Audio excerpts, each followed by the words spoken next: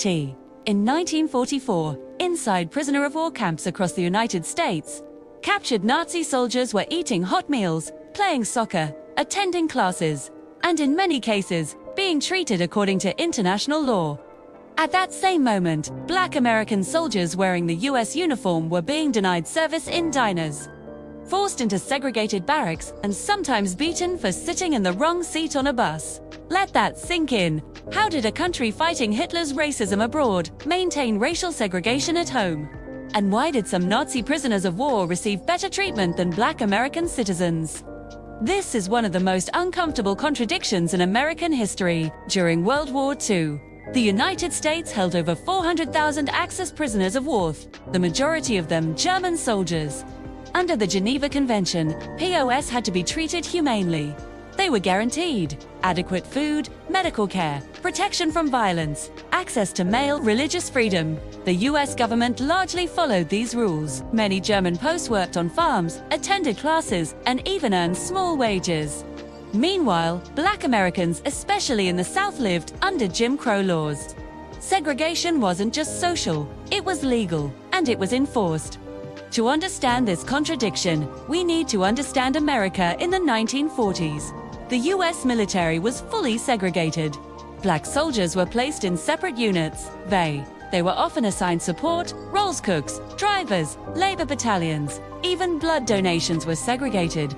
Yes, the American Red Cross separated blood by race. The country that was fighting Nazi racial ideology abroad was still enforcing racial hierarchy at home. President Franklin D. Roosevelt led the war effort against Hitler, but he did not desegregate the armed forces.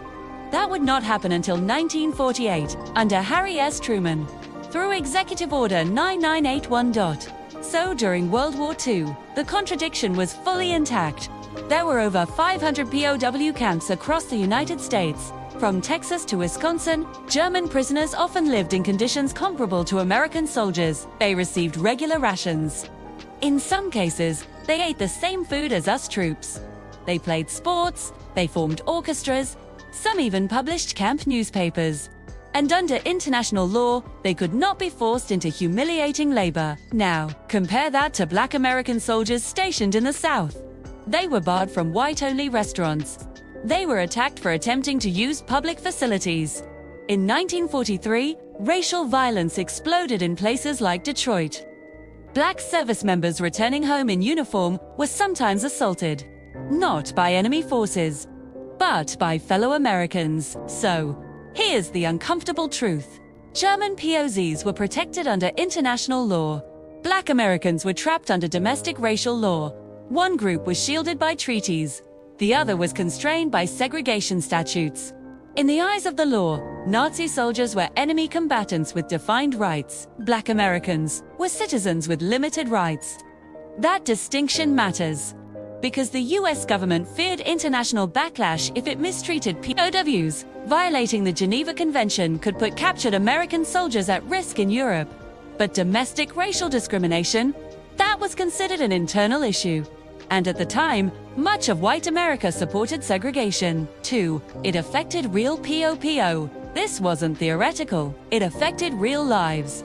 More than 1 million Black Americans served in World War II. Units like the Tuskegee Airmen proved extraordinary skill in combat.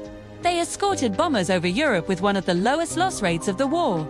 Yet when they returned home, they were still denied equal rights. In some cases, Black soldiers held as prisoners in German camps reported less racial hostility from their German captors than from white Americans back home. That fact is deeply unsettling.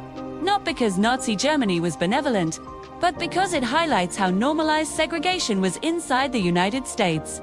So why did this happen?